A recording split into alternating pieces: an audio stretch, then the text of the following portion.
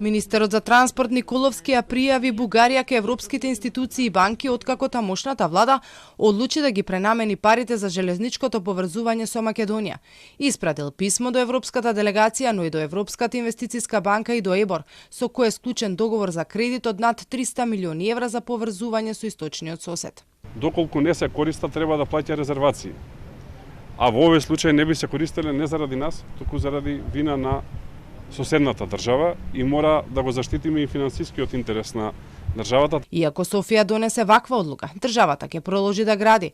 Во тек е втората фаза од Белјаковци до Крива Паланка, но за реализација на третата треба да се постигне договор со источниот сосед, со кој освен за овој проект сме во спрега и за други прашања. На ваквата одлука на Бугарија Николовски гледа како на политичка порака.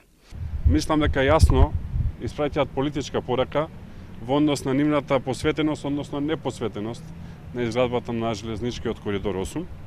И исто така, паѓа во вода целата пропаганда која што беше водена во изминативе 7 месеци против владата, првенствено против премиерот Мицковски и против мене, дека имаме нешто против Бугарија, дека не сакаме да се поврзуваме.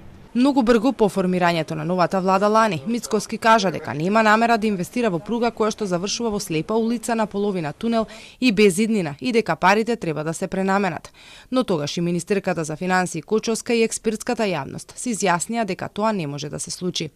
Дали ова сега е повратен удар од Бугарија поради ваквата изјава од пред неколку месеци? Николовски само искоментира дека македонската страна цело време инсистира на договор, но дека другата страна нема проекти и средства.